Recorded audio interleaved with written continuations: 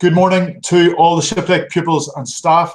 It is Monday, the 12th of October, and we're entering our final full week of this half term. Over to the Rev to get us kicked off. Thank you, Mr. Howe. Good morning, everyone. This is the last week for harvest gifts, so the big push, please. I'm sure you're aware of the gifts that your particular house are collecting, so let's get as much as we can to support the homeless in Reading and the drop-in centre there. It's also Black History Month, and in my opinion, Archbishop Desmond Tutu is the most significant Anglican priest of the 20th century. This is one of his famous prayers. Dear Lord, we know that goodness is stronger than evil, love is stronger than hate, light is stronger than darkness, life is stronger than death. Victory is ours through him who loves us, Jesus Christ our Lord. Amen. Thank you, Rev. We start, as ever, with our academic performance. And many congratulations this week go to Lucas Booth, to Tom Craven, Casper Horton Marks, Monty Greenaway, and Sam Green. Although we're still awaiting verification, all 5 of these pupils achieved a really high initial grading in their extended project qualifications, the EPQ. This is a qualification which is highly regarded by universities, and you've got to demonstrate high levels of analysis, evaluation, accuracy, and research skills to be successful at degree level. So very well done to those 5 boys. In terms of our excellence and infraction league table, this is the performances from last week. In year 7, 188 excellence points, 12 infractions. That's a score of 94%. Year 8, 210 excellence points, 47 infractions, 82%. Year 9, 235 excellence points, 29 infractions, that's 89%. Year 10, 160 excellence points, 67 infractions, that's 70%. Year 11, 222 excellence points, 68 infractions, 77%. Year 12, 150 excellence points, 30 infractions, 83%. And year 13, 127 excellence, 13 infraction, 91%. So what we've got there is year 7 and year 13 topping and tailing the school, getting into the 90%. Year 10s have slipped down below year 11s. Year 11s, well done for getting back up to 77%.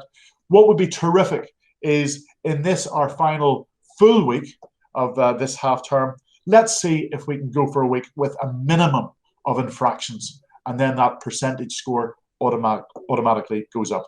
Now over to Mr. Jones about some more academic matters. Thank you, Mr. Howe. Good morning, everybody, and welcome to week 6. I'd like to talk to you this morning about remote learning. You'll be aware that in order to keep our college community safe, some pupils and teachers have been working remotely from home from time to time. In nearly all cases, this has been as a precaution, and those away from college have been fit and well and able to continue their learning remotely. And those of you who were at the college during lockdown will know that we all responded very well and managed to work hard together and continue our learning. We would aim to reach the same high standards should any of us be away from college in the future. So, should you need to continue your learning remotely, the most important point to remember is that there will always be work for you, and the expectation is that you will complete it to the same high standard, please. Lessons will be conducted in the following way. There will be work on Google Classroom, and that is the first place to check at all times. You will also have the opportunity to join some lessons remotely via Google Meet, and teachers will put the invitations for these meets directly into your calendar. So please check there. And finally, a note about live lessons. So it's not a case of simply tuning in, watching live and watching the lesson, observing it, as you would do a TV program. You will learn very little indeed. Live lessons mean that there will be an opportunity to work with your teachers in real time, a chance for them to check your work, to provide feedback. There'll also be a chance to collaborate with others in the class, and that's very important indeed. And just another note about live lessons: should you join a lesson, please make sure that you're joining from an appropriate location and that you are appropriately dressed. Of course, we prefer that you were learning with us in college, but if you need to be away for any length of time, we're very confident that you will be able to continue your learning effectively. Thank you. Have a great day. Thank you, Mr. Jones. I noticed from Mr. Settle. Thank you to Mr. Milburn and Mr. Parker for stepping in at the last minute last week to rescue the CCF Field Day, as well as the other staff who kept it running as well. And very often, when little things crop up in the course of a week, we need pupils to respond positively, and we also need teachers to react. And thank you to the teachers who really are pulling out all the stops at the moment. The following Year 10 pupils were also singled out by staff on the CCF Field Day as being excellent on the day. So to Ollie Joyner, well done for being very helpful all day. To Max Dagg, I believe you were a great example and ambassador for the school. And to Ben Brooks, who showed excellent navigation skills. Well done, boys. This Wednesday sees our first ever Year 9 inter-house debating contest. It's going to take place at 1 o'clock and run on to 1:30 p.m. in the lecture theatre. All Year 9 should be there, and I look forward to hear, I suppose, who wins the trophy for the best house debating. I also have a notice from the Master of Scholars, Mr. Woolner. Would you believe it?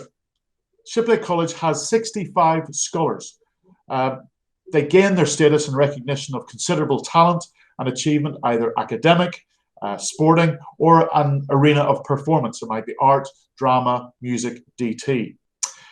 They now have a scholars website. It's now live and it contains a page for each of our scholars, and they have got the responsibility of maintaining that website. Like the prefects, chapel wardens, and sports captains, they are an example of the best a Shiplake student can be. And you will be able to recognize them around school by their lapel pins. And this possibly is the first scholarship badge that I've ever had, but that's the scholars badge. And you will be able to recognize our scholars around school with the pins that they're wearing. And I'm just going to show you the sort of things that they're going to be putting up onto their websites. Hopefully, if I can share my screen.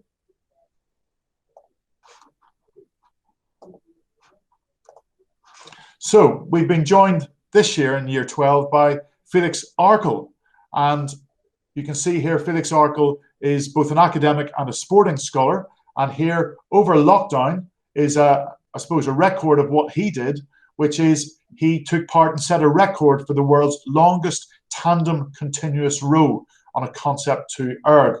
2 hours on, 2 hours off for at least 5 days. And they started on the 13th of July and didn't stop until 7 days later. They completed the row, the only major challenge being the limited amount of sleep that they both got, and they surpassed the 1 million meter mark on the 19th, which is also a record. So very, very well done. And that just gives you an idea of what Felix has uploaded there to his sporting side of his scholarship webpage. Now, in other sport, an announcement from Mr. Dix, just for the arrangements for the second half term of sport and activities. The general themes are activities will remain the same, rowing will continue, and the girls' games programme will continue as well. Lower school will have a block of rugby and ready for rugby. With more chance of fixtures, though, football will become a major sport in the second half of term, and rugby will still continue in some format for all age groups, particularly for seniors. Where there are options available to pupils, mainly in Year 11, 12 and 13, these will be finalised this week. So Year 11s today, please go straight from period 4 at 12:25 to the sports hall. And tomorrow for Year 12s and 13s, please go to the sports hall, 12:25, straight from period 4. In golf, on Saturday, we held the very first Old Vikings Society Golf Day at Badgemore Golf Club, and it turned out to be a real success. Lots of OVs were there from across several decades, and everybody had a lot of fun reminiscing about their time at the college. We had 4 pupils join us: Monty McLaren-Clark, Harry Stokes, Alex Long, and Noah Scotchbrook. And thank you to those boys for playing, and particular congratulations to Alex Long, who won the nearest the pin competition. Now, there wasn't one player in my 4-ball who managed to get it on the green on that hole. It was a very difficult par 3, so very well done to you, Alex. In tennis, well done to Year 7 boys Will Smith and Zach Fisher, who battled it out in Shiplake Tennis Club's Green Ball Under-12 singles final. By all accounts, it was a brilliant match, with Zach the victor at 7 games to 5. It was also named as the junior match of the day. Zach also went on to win the doubles final. So a fantastic achievement. Well done to the boys. In rugby, we've had our Ready for Rugby tournament ongoing in Year 9. Last week was disrupted by Storm Alex, but it continued last Saturday. By the end of the morning, all teams have played 6 matches. Scotland and England are currently occupying the top 2 spots at the table with 6 and 5 wins respectively. France are currently 3rd on 3 wins, with Ireland 4th and Italy 5th, both on 2 wins.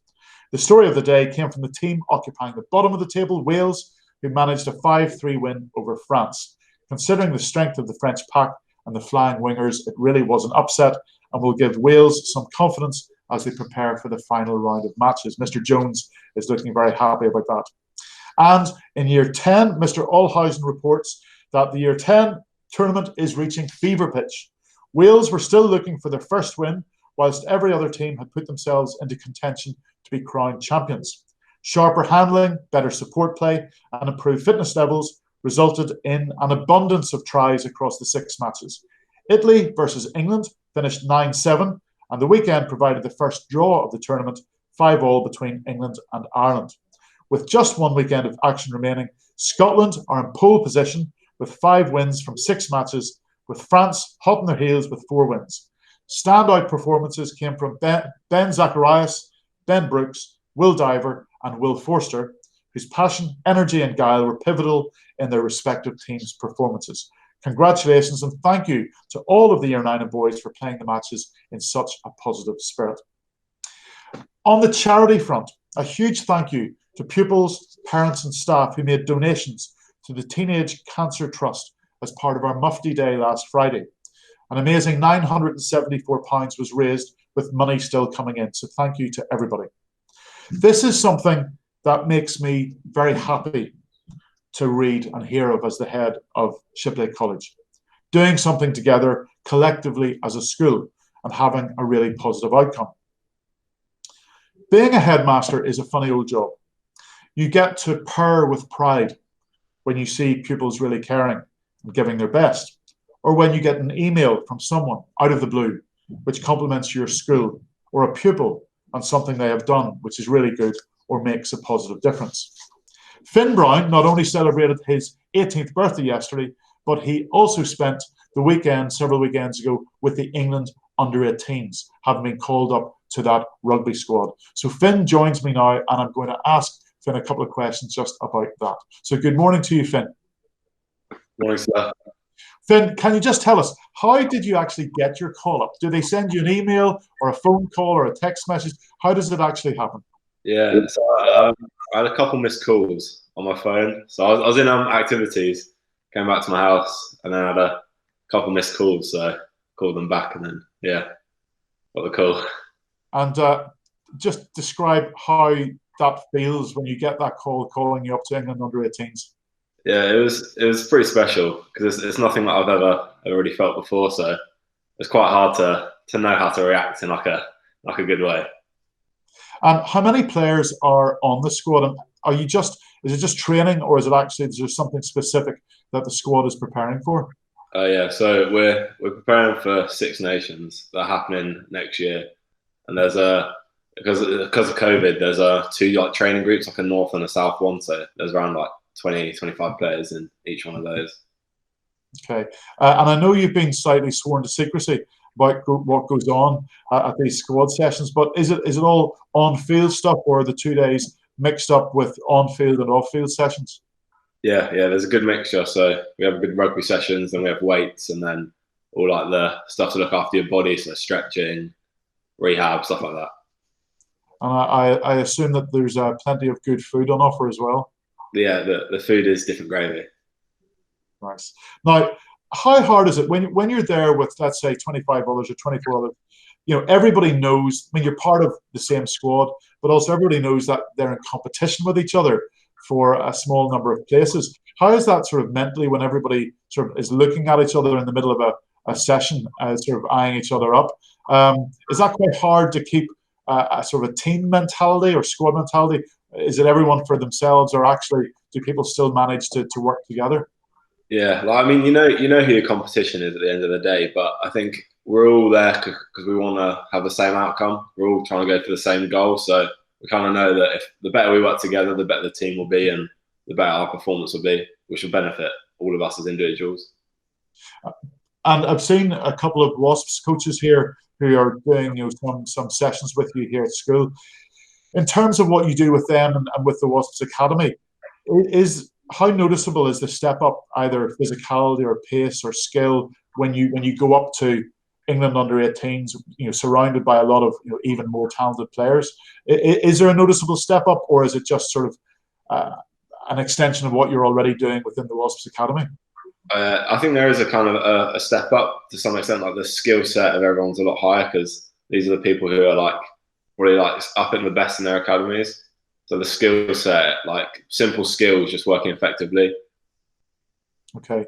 And it used to be that if you were a very, very good schoolboy rugby player, it was still a massive leap between schools rugby and senior rugby. But actually, even in the last couple of weeks, I'm reading about more and more 18-year-olds getting run-outs for Premiership senior teams. So it doesn't seem to be quite the gap that there used to be. Yeah, I think the way training and kind of our games have developed over the last couple of years, we're kind of being prepared and kind of changed into a way where we can be ready to play up if we do get selected or get the opportunity. I mean, there's a young fella who I think he scored a hat-trick for Wasps a couple of weeks ago, and Michael Liner, who's an Australian legendary fly half, his son Louis, played for Harlequins 10 days ago as well. So that they really are beginning to get a proper opportunity at the highest level. Yeah, it is good to see young people coming through and kind of having an impact in these big teams. Brilliant. Well, listen, Ben, thanks for joining us this morning, and just keep training hard, and all our very best wishes go to you just until you just keep going through these squad sessions and just do your very best. And we're very proud that you're representing the school in the way that you are. So thank you. Thank you. So I've muted myself. We're going to finish with birthdays. We have got 4 birthdays today. So happy birthday to Joe Birtwell, Wallace Fisher, Fred Fox, and Henry Jacobs. Tomorrow, happy birthday to Tom Stewart. On Thursday, to Cordelia Pink. And on Saturday, to Jack Burkhardt. And also, we've got some teachers who celebrate their birthday this week. Happy birthday to Mrs. Pally Evans tomorrow, to Miss Griffiths on Thursday, and also to Mr. Littledale. Happy birthday for Saturday. So in closing this morning's whole school assembly, please remember, the most powerful thing that you can do in this school is to be kind to each other. Have a good day and a great week.